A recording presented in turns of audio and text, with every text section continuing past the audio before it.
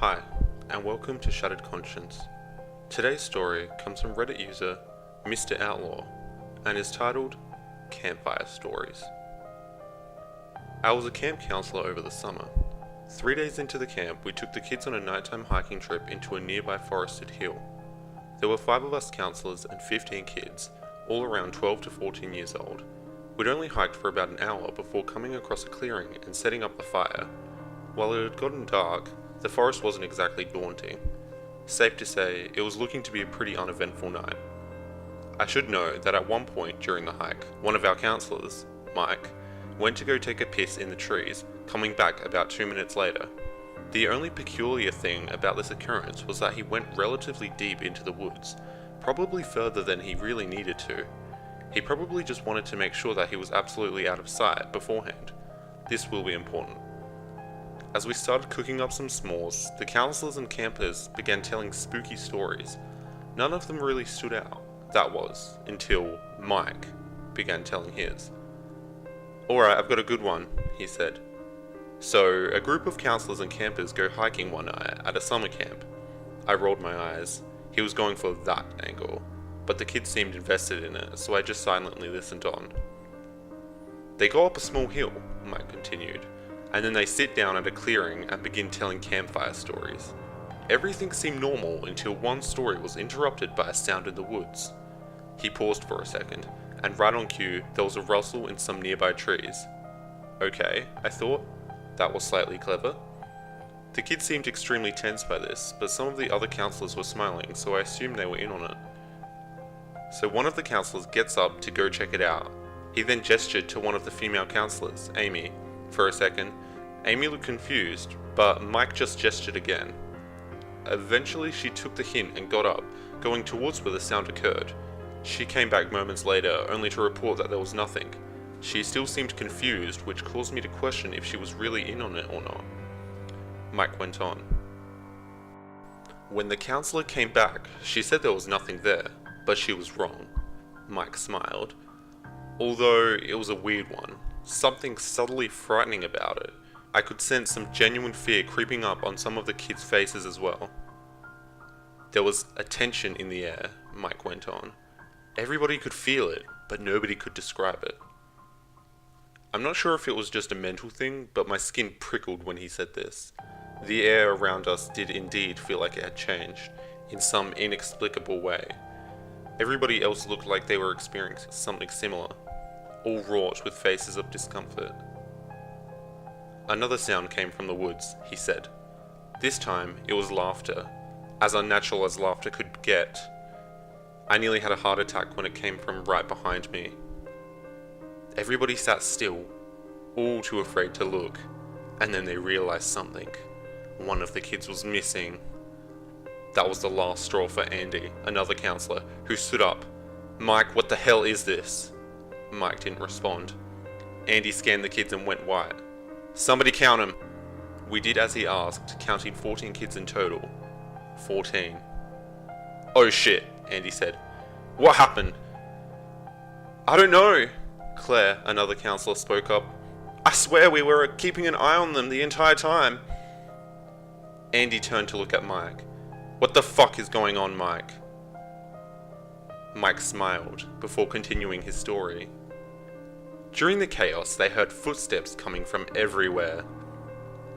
Suddenly, a cacophony of heavy stomps began sounding from every direction. "Jesus!" Claire shouted. "Mike, this is too far," Andy shouted at him.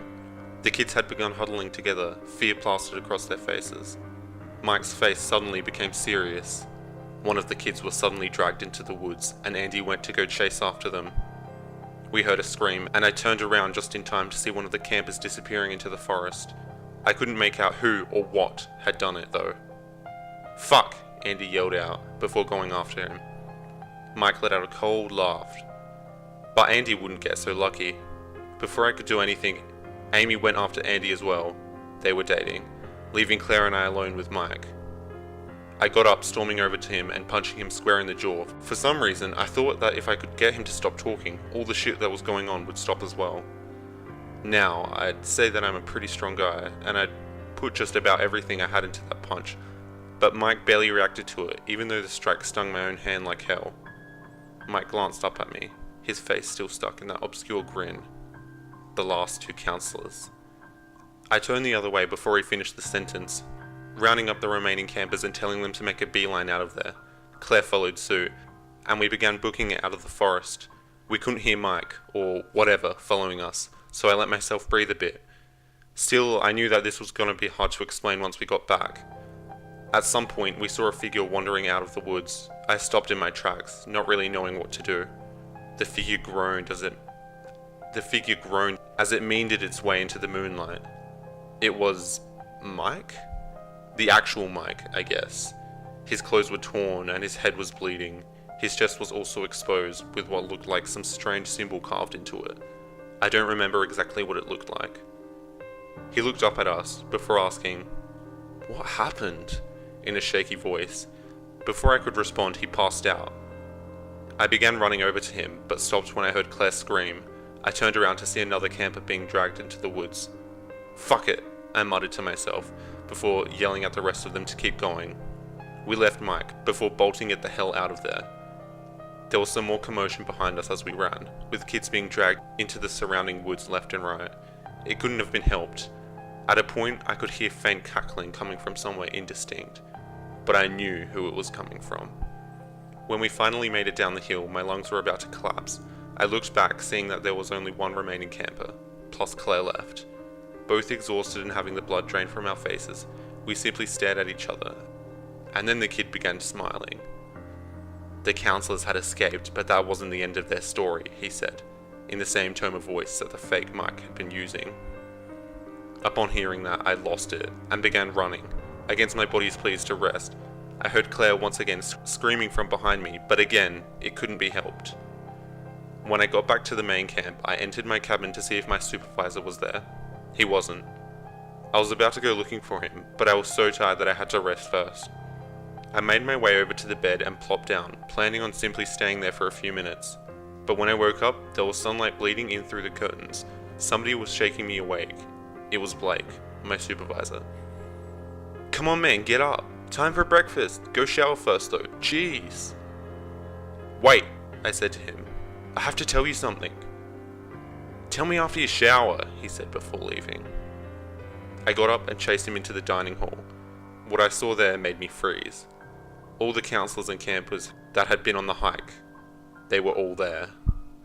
Blake turned to face me. "What did you want to talk about? And where's Mike?" I quickly scanned for Mike. I hadn't noticed that he wasn't there the first time. As I began stammering for an answer, the fake campers and counselors all turned to face me simultaneously. That left me at a complete loss for words. I ran out of there, got straight into my car and floored it. I didn't let myself breathe until I got back on the highway. I didn't want to think about the aftermath, about the implications of leaving a situation like this. I reached into my glove compartment for a pack of smokes, but I felt my hand touch something that wasn't there before.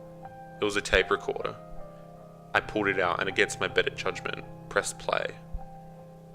A grainy, familiar voice began oozing out of the device.